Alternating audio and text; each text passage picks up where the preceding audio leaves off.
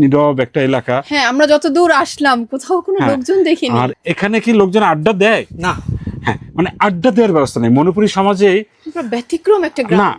BDS, ঠিক আছে, এটা হচ্ছে ভানুবিল ডেভেলপমেন্ট সোসাইটি এর আন্ডার এটা করা হয়েছে। মানে কি দাঁড়ালো বুঝছো? কি সবাই মিলে দোকানটা করেছে এলাকার ডেভেলপমেন্টের জন্য। আর একটা বিষয় আসে দেখি দোকানে কি পাওয়া যায়। দাদা কেমন আছেন? ভালোই আছে। ভালো আছেন? কি নাম আপনার? আমার নাম নবীন। কি নাম? নবীন। নবীন। নবীন। আচ্ছা, নবীন দা। দাদা এই দোকানটা চলে কেমনে? চলে খুব মোটামুটি ভালো। ভালো চলে। একটাই দোকান কেন এই পুরো মহল্লায়? এই তো গ্রামে মণিপুরি সমাজে এইসব মানে বিজনেসের খুব কম। খুব কম।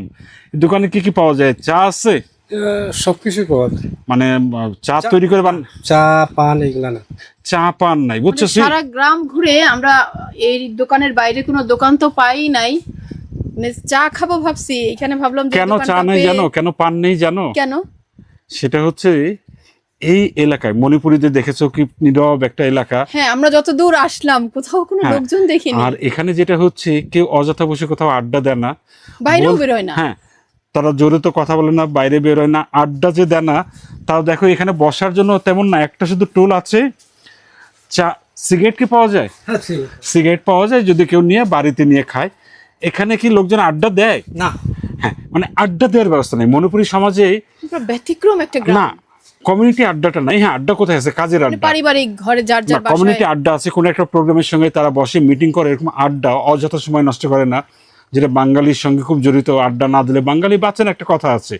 আর আরেকটা বিষয় আছে, মণিপুরি মানুষেরা কিন্তু এই দোকানে যেখানে সেখানে মাঠে মাঠে ঘাটে বসে আড্ডা দেয় না। তারা আড্ডাতে দেয় কি জানো? পরিবারের ভিতরে, পরিবার কেন্দ্রিক। এই যে একটা গ্রাম দেখো, যে যেখানে 500-র মতন লোক বাস করে, সেখানে একটা দোকান। এই যে দেখো এখানে কি পাওয়া যায়? আসলে এখানে পাওয়া যায় নিত্য প্রয়োজনীয় জিনিস সংসারের। হ্যাঁ, এই রসুন, দেখো, পেঁয়াজ, আলু। রসুন পেঁয়াজ পাওয়া যায়, তার কাটা, মানে গুণা তার যেটা বলে, বিশাল ব্যাপার। দেখো হ্যাঁ, কোনো নেই। এখানে বিডিএস ভ্যারাইটিজ স্টোর মূল্য তালিকা দেওয়া আছে। কত দূর থেকে এখানে জিনিসপত্র আনতে হয়? না, 1 মাইল। আদমপুর থেকে আনতে হয়। আদমপুর এখান থেকে কত কিলো? এই 3 কিলো।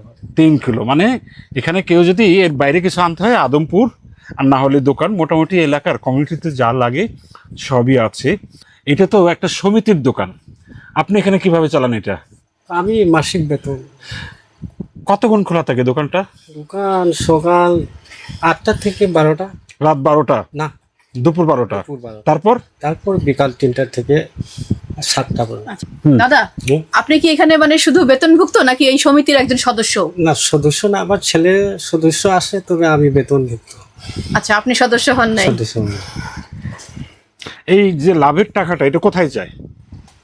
তা তো আমি বলতে পারি না। না, নাকি সমিতি ফান্ডে জমা হয়? তারা এই সমিতি জানে। হ্যাঁ। মানে যেহেতু আপনি দোকানটা পরিচালনা করেন, এই যে যখন এই দোকানের জন্য মালপত্র কিনতে হয়, মানে সেই টাকাটা কিভাবে আসে? ও, আমি মালপত্র আমি কিনি নাই, মালপত্র তারা দিতে আসে। আচ্ছা, আপনি শুধু বিক্রি করেন এবং হিসাবটা তাদেরকে বুঝায় দেন। হ্যাঁ। ওষুধ পাওয়া যায় কোনো এখানে?